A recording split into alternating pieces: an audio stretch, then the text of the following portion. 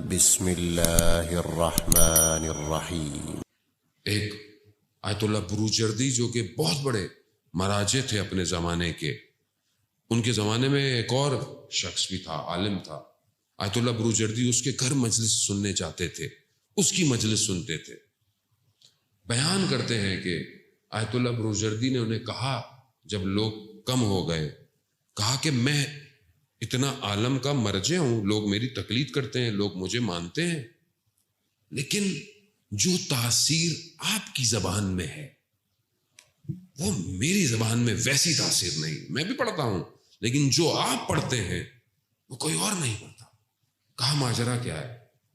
تو وہ کہتے ہیں کہ میں جب نجف میں تھا تو سامرا زیارت پہ گیا، سامرا زیارت پہ گیا 10ویں امام کی اور 11ویں امام کی۔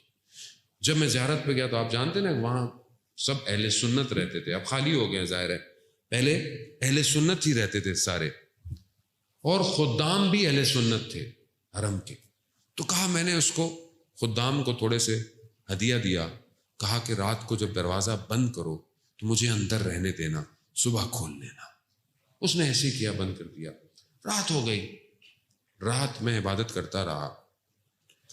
کہا رات جب ہوئی نا تو میں زری کے سامنے بیٹھ گیا، اور یہ وہ واحد زری ہے، حرم ہے کہ جو گھر ہے امام زمانہ کا، یہ وہ گھر ہے، زیادہ مطلب باقی جگہ بھی حرم بنے ہوئے ہیں لیکن یہ جو گھر ہے نا جہاں زریاں ہیں یہ امام کا گھر ہے۔ کیوں؟ کیونکہ اسی کے سرداب سے امام زمانہ غیبت پہ گئے۔ یہ امام زمانہ کا گھر ہے، یعنی پوری دنیا میں ہوتا ہے امام ہر جگہ رہتے ہوں، کہیں رہتے ہوں، لیکن یہ وہ جگہ ہے جو امام کا اپنا گھر ہے۔ ہم سمجھے نہیں آج تک وہاں جاتے ہوئے، یہ امام کا اپنا گھر۔ اب وہ کہتے ہیں کہ میں امام کے گھر میں بیٹھا ہوا، میں نے رات کو یہی کہا مولا آپ کے گھر آیا ہوں، عربوں کا قانون ہے، آپ بھی عرب ہیں کہ آپ سائل کو خالی ہاتھ جانے نہیں دیتے۔